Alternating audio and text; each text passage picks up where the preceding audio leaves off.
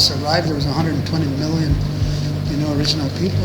Within a short period of time, there was, they're decimated by disease. They're down to about 10 million, and it continues. The weapon of disease is still being used. The health system denies, the proper support. The healthcare system, is a reflection of absolute racism against Aboriginal people, and it's true.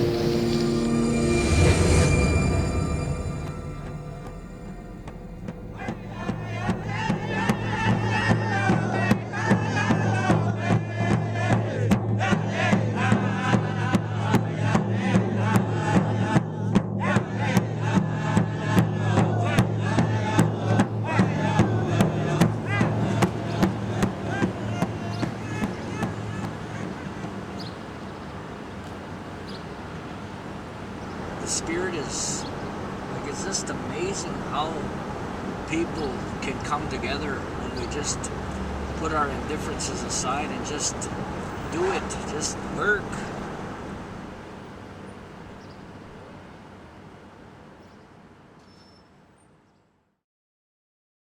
We're going to go through a change whether we like it or not, because the door, for us to continue to destroy is going to be shut.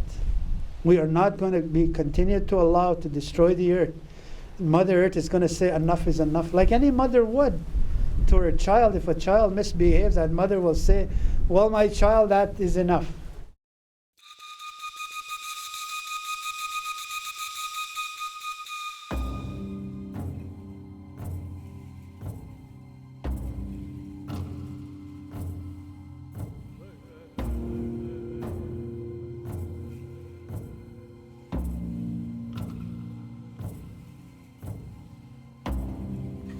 I also wanted to acknowledge Mother Earth because our sacred stories say that that water is the blood of Mother Earth.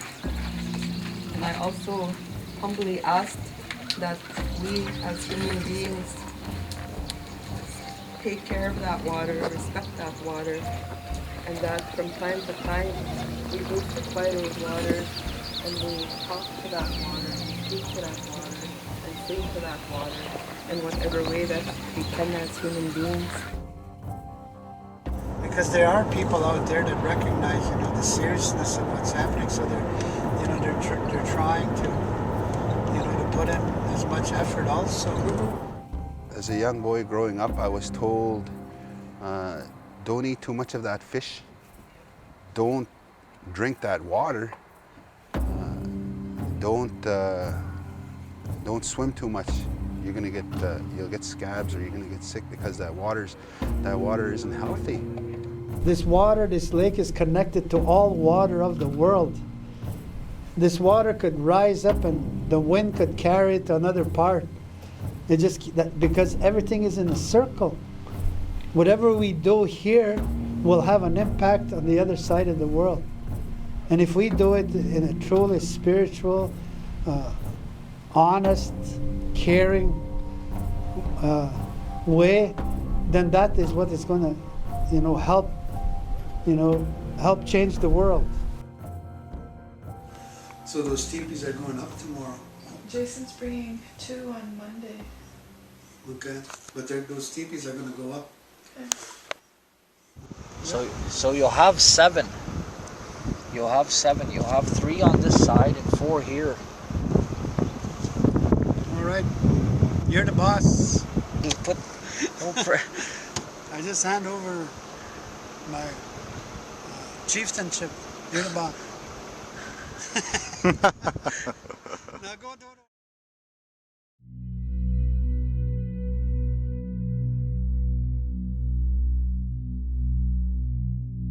Start that again.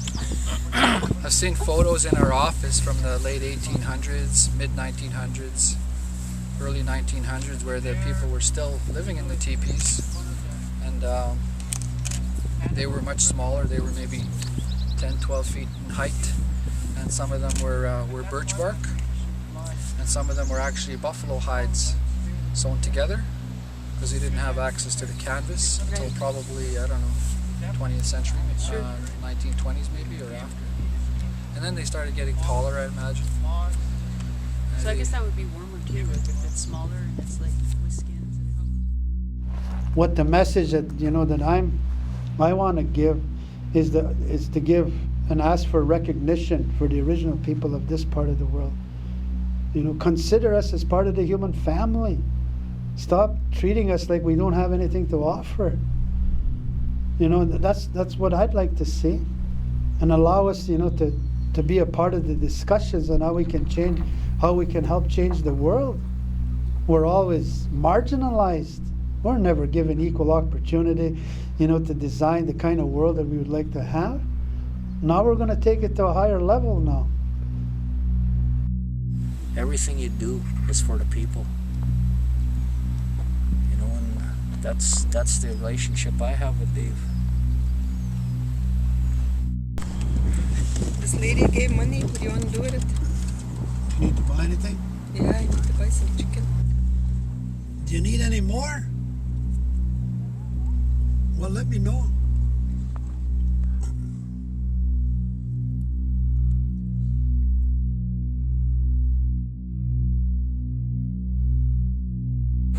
And I just want to say to you that as women, you take those teachings that feel good to your spirit and to your heart, and you can, once those teachings are shared with you, you can share, we ask you to share them with other people so that they can hear about the beautiful way of life that we have as Anishinaabe. I think the song that I want to sing is it's a woman warrior song, where it's telling us to, as women, that we need to get up and take our rightful place, and we all have a role as women, responsibility. So that's what this song is about. It's about the continuity of us as a nation, but most importantly as human beings.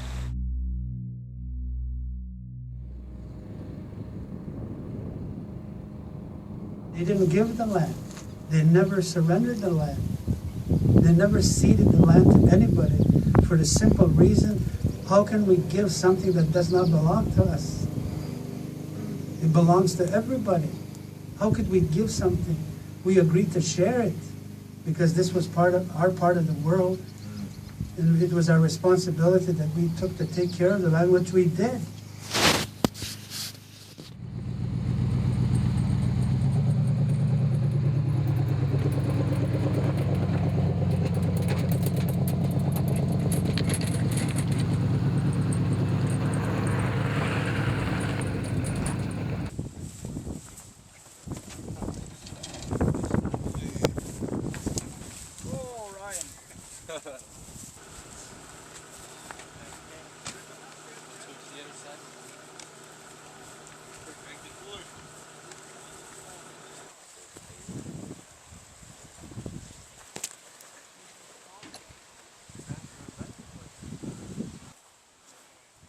Is it Cody? Oh, Henry. Henry, right.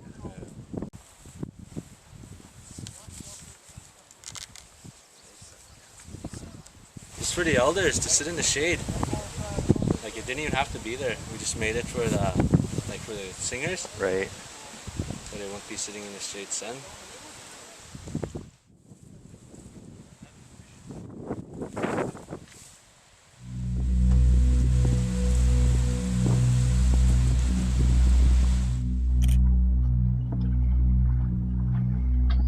What's this for, Sabina? It's for the turtle that we're releasing. Ceremony.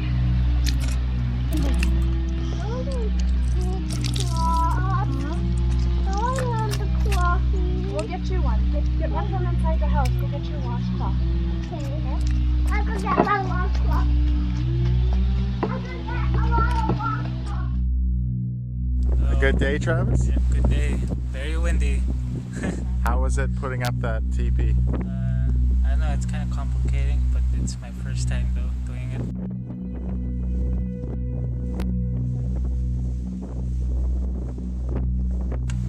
So I guess they're teaching us how to make it, and we're gonna come here on Friday to take it out, like help out.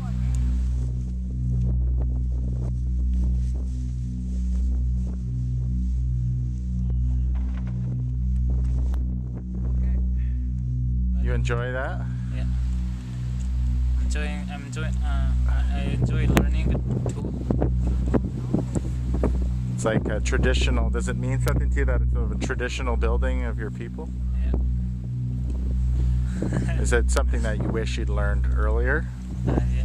Well, I heard about it, but I just never.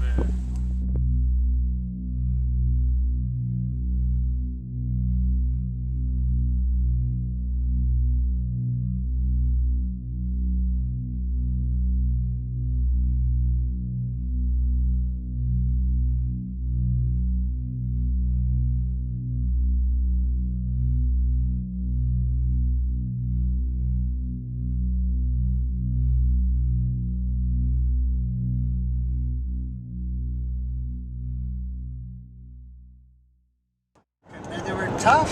Yeah. It's not like us today. You know, we wouldn't survive so long. I know. You know, these people were so in shape. You know, and I've heard, people say, well, there was hard times and the people starved. That was not possible. There was too much, food that was so plentiful. Sure. You go into, and they followed, and even the migration of the fish in the water. And how they preserved the food. They would smoke them. Sure. They would use natural ways to preserve the food.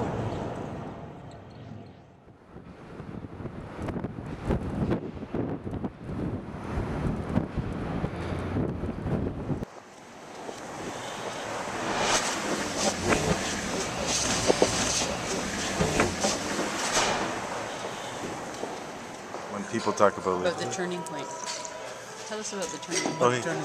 No, he was to say when people talk about leadership. He You said. see, when I mentioned, that we are the true leaders of our homeland, most people, they'll ask the question, well, how can you be leaders of your homeland when you have no power, no economic, no whatever constitutes leadership, but they don't understand,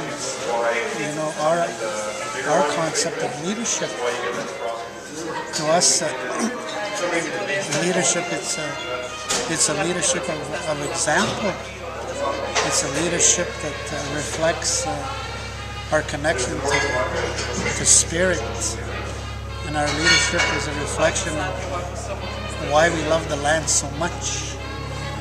And there's all kinds of examples that we can share in developing a sacred relationship with the earth, because that, at the end of the day, I believe that's all our challenge. How do we reach a level of treating the land in a much more respectful way? And we as a people have evolved with that understanding that this part of the world that we evolved as a people, we evolved receiving these teachings, this connection to the spirit, which came through our visions and our dreams, that gave us the gifts that we hold today as a people. And then all the teachings that came through the lodges that reminded us of maintaining a position of respect for the land, taking care of the land. Just a simple understanding.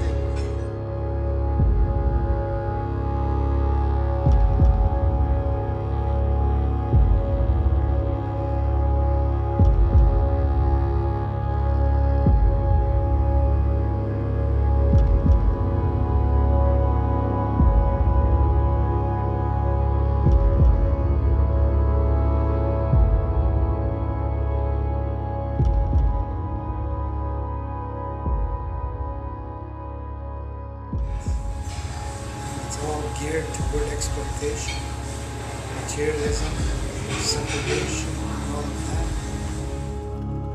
For today, check it out, Winnipeg Free Press. Okay.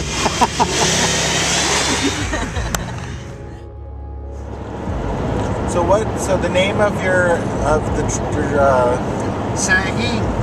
that's the name of the reserve. Yeah. I'm just recording this for my own notes. Yeah. And then the name of the people? Anishinaabe. Anishinaabe. That's how we identify ourselves as Anishinaabe from Saagi. And then you said it used to be a nomadic people, so... Well, I think generally, the people followed, where the food was. I think that, they chose sites, like where they wouldn't have to migrate so much either.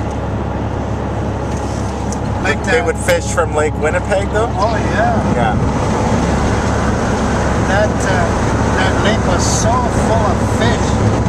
And if anybody said, that our people would go through moments of starvation, that wasn't true. How could they? On the amount that, that was provided by nature, the fish, the animals. What's the prognosis? I'll let you know. Yeah. I stay away from betting. Neil called me. Oh yeah, you called. I didn't answer yet. He's got 2 pontoon boats, and we just keep trying to get more boats. Does Maryland have any? Oh, Maryland? I don't know. Canoes. Build some rafts. Huh? Build some rafts. No, it's all going to be whatever it's going to be. Mm-hmm. We work with what we have, and it's all going to work. The other thing I was going to mention. Yeah, it's going to be quite an experience. So what is your understanding of like the logistics? Like we go in, spend 3 days, when do you expect to have your vision and do you expect it to be difficult? I think it's going to be pretty difficult, but I'm really up for the challenge. And Sorry, keep going. I want to figure out what my purpose is in life, and that's why I've came here. And I want to connect with my grandfather. Yeah.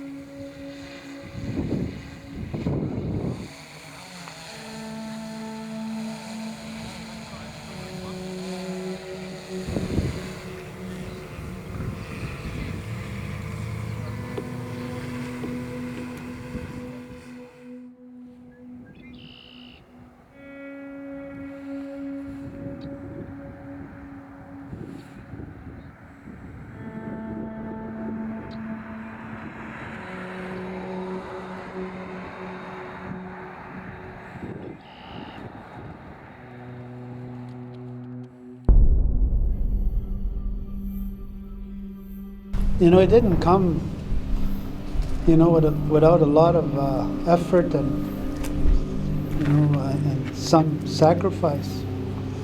But in following the ways of the ancestors, we were always guided to go on vision quest until we could find, our purpose, and we would always keep asking for a dream that would help us to do that. But anyways, during the number of fasts or vision quests that I was on, I ended up in the mountains one time. I was with a group of young people that, we had embarked on this journey to find the path of our ancestors. So we ended up in the mountains and we fasted. And as we completed, our fast that we did in the mountains, and then I heard this voice.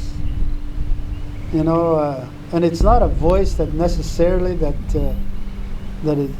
is limited to the mind, because it's very hard to explain that experience in the way that the spirit is able to communicate with you. But after a while there is no doubt. And the message that I heard was, go now, go and find the gifted ones, go and be with the gifted ones.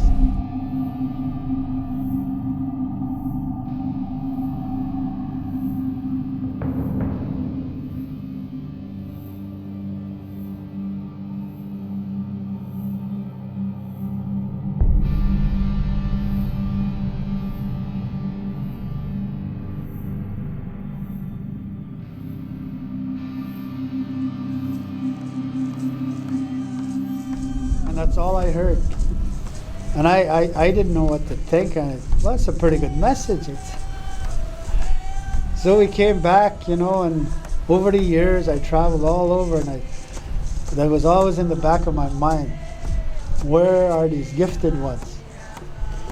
And initially I thought the gifted ones were the intellectuals, the academics, the doctors, the lawyers, and the rich and famous. I thought, well, that's the gifted ones. That's who I need to meet. But the more I met people, and the more I was involved in ceremony, the more I was involved with the teachings from the grandmothers, and the more that I was able to connect spiritually, I began to realize who the gifted ones were. It became so clear one day who the gifted ones were. And what I came to realize in a most simple way, that the gifted ones were the people of the heart. And there's really nothing more that I can say.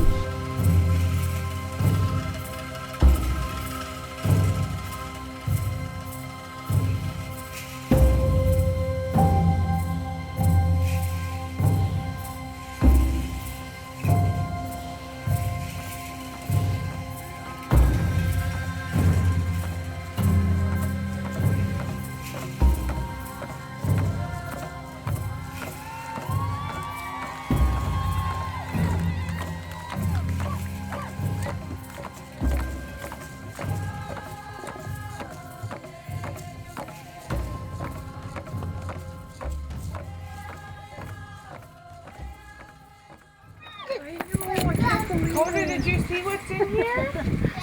What's in here? You can't believe he's moving. Can you go look at him, Paiement? Go look at the turtle for me. He just turned back. He turned away because he What's he doing now? Go closer to him.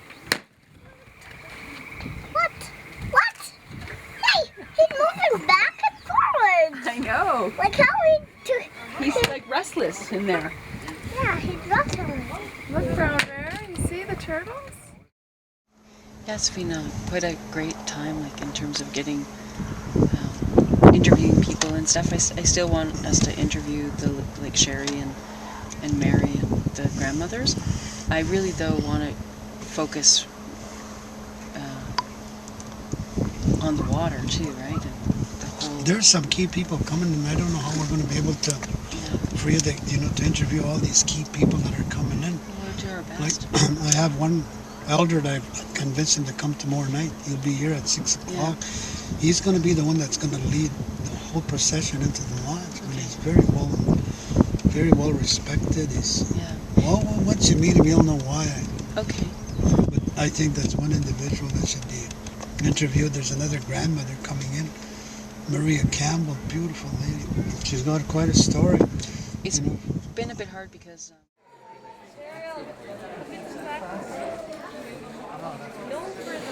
There's 3 different film crews here, and I believe the first one is going to be a documentary on Aboriginal women throughout North America, I guess. And the second one, I think it's about water. And the third one is Erica, who you all know. She's been documenting gatherings here for quite a while. You might see us running around with a lot of cameras and stuff, but what I hope to do with this message is share it with the world of how beautiful our culture is, and then how it can help our young people. And we're going to be documenting the journey of a few of our youth that we brought, and kind of how it will impact their lives of going through the rites of passage. And I'm just really happy that they're here, and I can witness them in their journey and help them and guide them to this direction, and hopefully share their success with the world. So, congrats.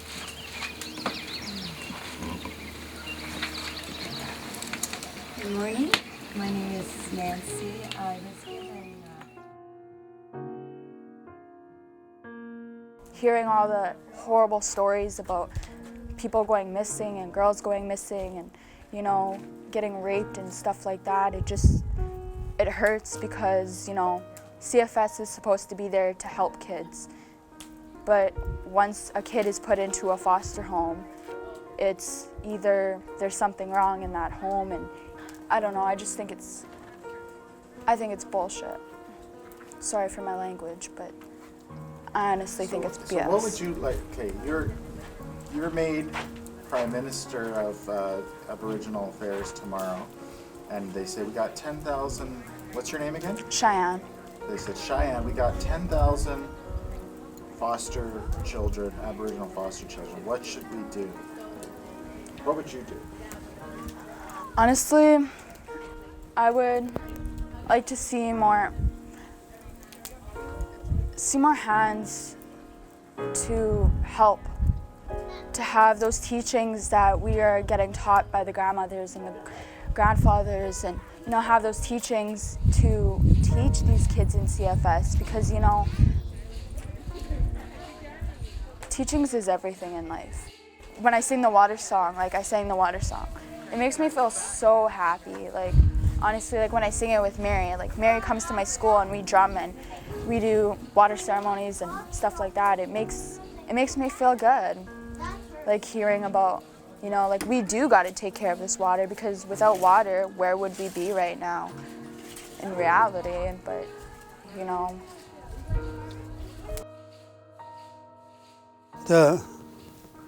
The policy of the churches or the missionaries, you know, to civilize the Indian, and they felt that they could do that by bringing him to become, you know, and follow the Christian faith. And their attitude was anything that resembled, you know, the identity of those people was considered to be the way of the devil. That's the way it was put. If you try to speak your language, or if you try to go into your lodges, or you try to sound the drum of your people, you were practicing the devil's ways, and you would go to hell. So that was implanted into the minds of the young children, and it was instilled in them over and over and over again.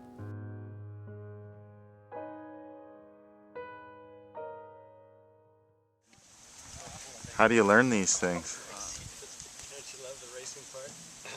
It's just when you really come to ceremonies a lot, you start learning the songs. When you first hear them, it starts to get catchy, and then you catch on to it. And then once you start singing, you start singing along to it. So it's not that hard to learn these songs. Like I've been singing since I was 8, and now I'm 13, so that's 5 years. And I just learned these songs. It's not hard.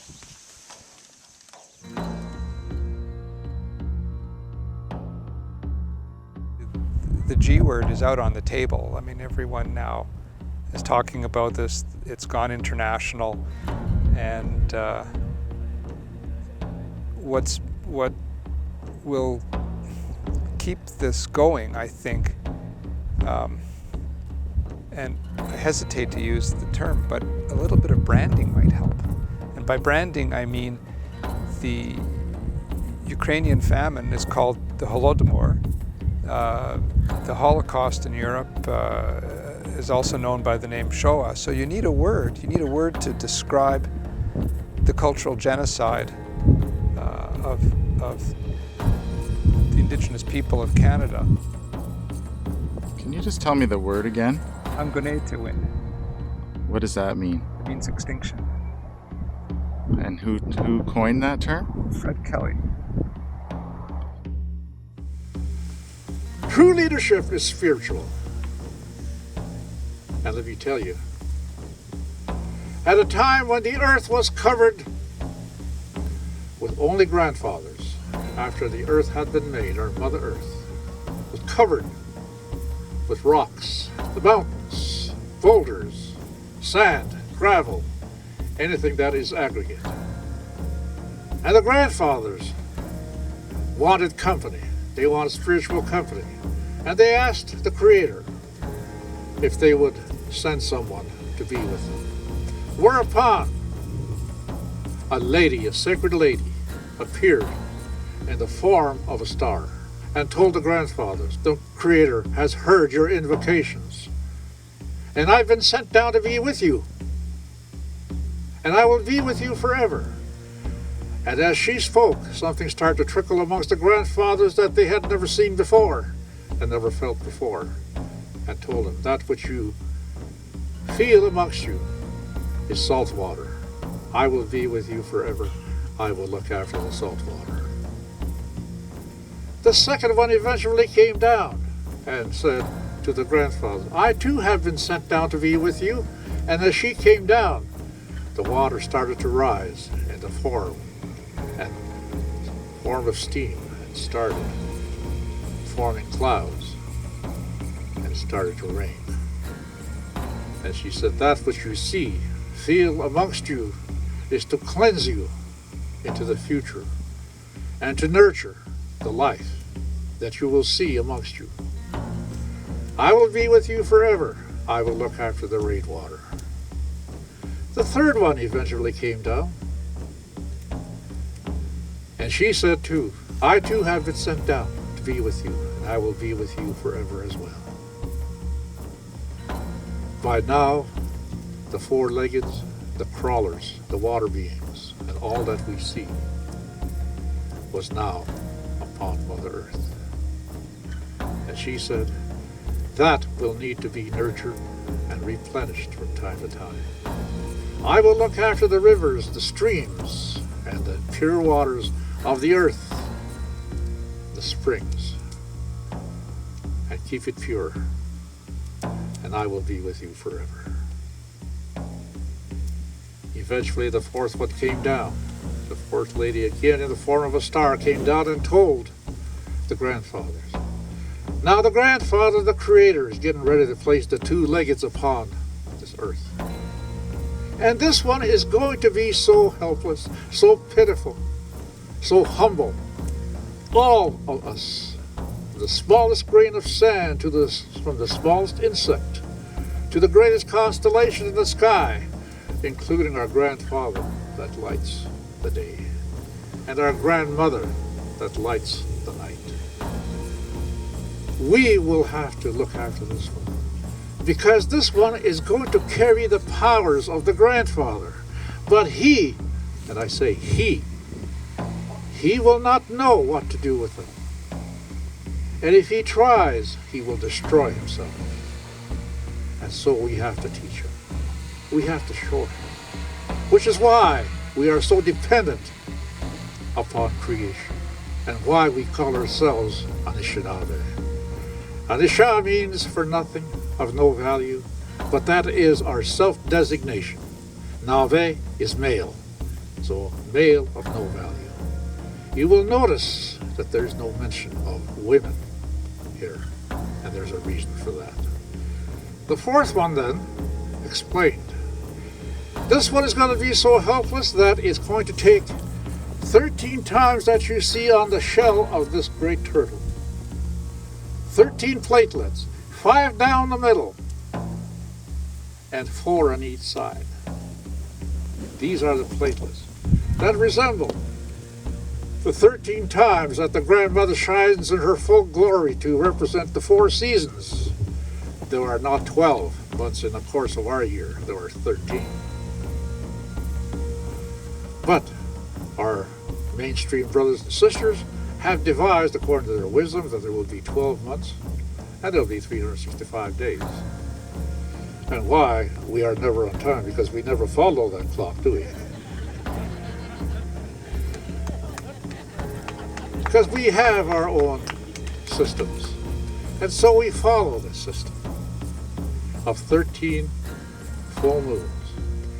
And she said, it will take 13 times for the grandmother that lights the night sky for this one to be born. 4 times for the spirits to find the couple out of which this one is going to be born.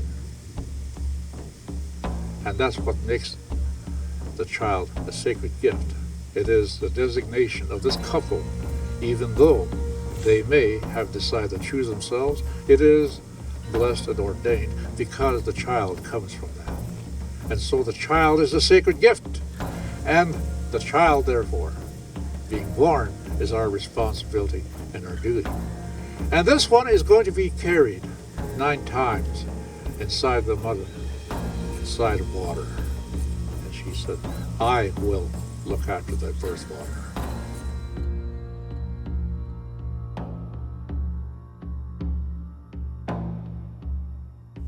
We know the Creator has a vision and a dream for us. We know that the Creator has the love that will ensure that we will find our rightful place, offering a leadership in our homeland. This is our destiny. And we mustn't stray away from it. We mustn't fall victim to the policies of assimilation and be tricked into doing things that are in opposition of our identity as a people. We need to get together.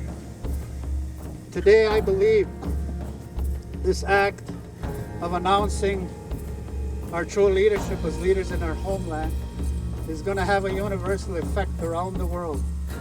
People will hear that we have something very significant to contribute. Our people have so much to share. Let us get to work now, and let us show the world the kind of people that we are. Words are meaningless unless it's attached to action. We have no spiritual leaders. Our leaders play as little boys because they have not gone out and learned what it means to be a man, because they've not gone out into the land and into the lodge to learn. We need spiritual leaders. And what she meant by that was those leaders who are connected to their spirit and understand that it is spirit who guides them, not theirs, and the greatest one of all, Wakantanka. That it is not their ego and their own wishes and desires that guides them, but rather what the Spirit tells them, the Great Spirit. And the water is so important that gives life to Mother Earth. The lakes, the waters, the streams, they're not to get polluted because that gives life to Mother Earth. And if they get polluted, Mother Earth will die. Just like the veins in your body, he would say. The veins carry life to your body. That's the same way with the streams and the water. To keep this going, we need to keep those waters clean. We have to, because Mother Earth needs that good, clean water for health. That was something that our people, had an understanding of, was the sacredness of the water, the sacredness of the land. Our elders, they speak of that, constantly, and that's something that humanity has lost. They have lost the sacredness of the land and the water, and that's something that we have to bring back.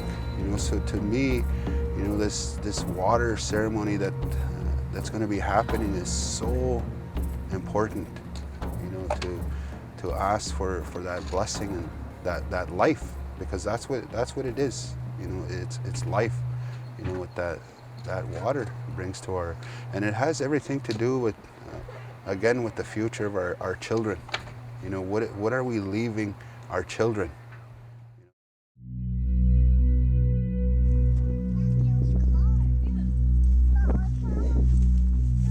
Bye, Ann. Hi, Scott. I'm really high up. You are.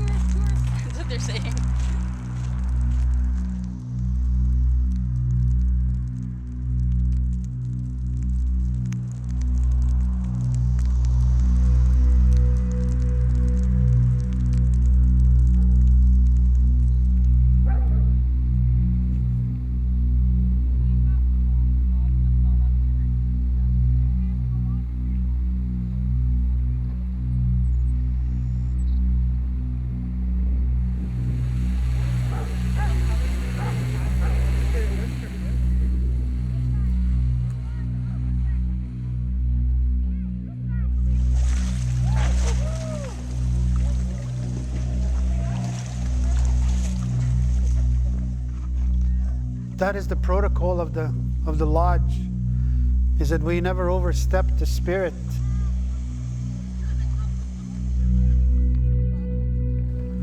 And it is through this act of performing ceremony that we respect and acknowledge the spirit that is there to guide, to direct, and to give us visions and dreams that would help us to define our purpose and our role as human beings in this world.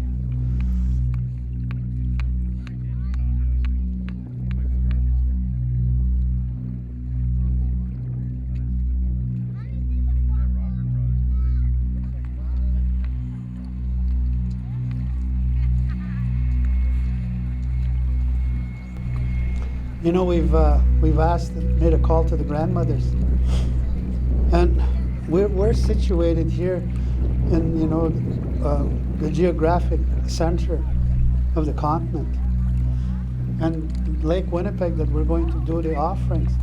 You know, all the major rivers in this country empty here, from the west coast, you know, to the east, to the south. They all end up here. And what they have done because of that, the drainage of all the chemicals, everything that they have put into the land has ended up in this part. Hang on there, young. We're sure there. We're home. Okay, who's fine? Okay, grandmother's first. Don't you worry. There you go. Hi, Rebecca. Hi. Nice to see you. And they are predicting that this lake is going to die. Can you believe that? It's going to die. That's what the scientists are predicting. All right, look at this. We're moving. Creator's good to us. Yeah.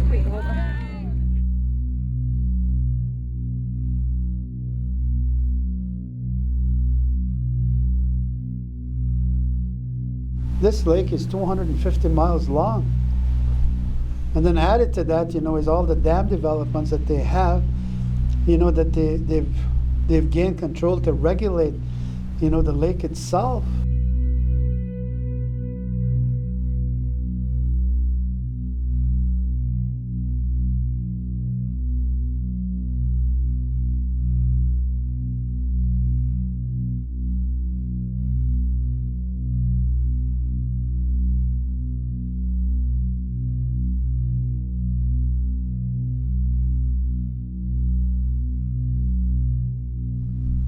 So why are we doing this ceremony here?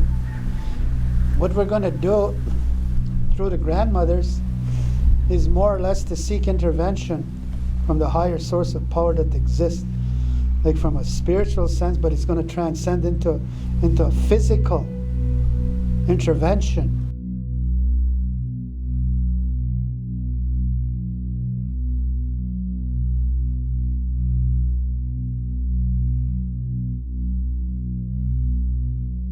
The grandmothers are going to reach out to the spirit of what we refer to as the thunderbirds. The thunderbirds are the guardians of the water. They are the ones that clean and that can clean that lake. They're the ones that can protect that lake. They're the ones that could stop, you know, this continuation of what man is doing and destroying that element of life that we need, that we call water.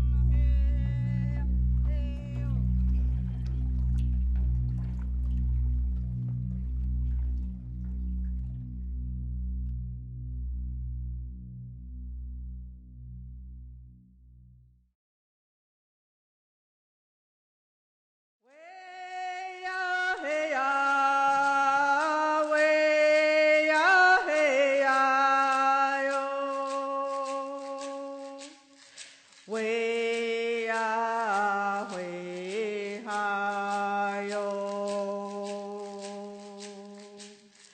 喂呀喂哈哟，米贵给谁马内多？喂呀喂哈哟，喂呀喂哈哟，喂呀嘿呀，喂呀嘿呀哟，喂呀喂哈哟，喂呀喂哈哟，米贵一贵一夜里边，给那个吃土呀，喂呀嘿呀，喂呀嘿呀哟，喂呀喂哈哟，喂呀喂哈哟，喂。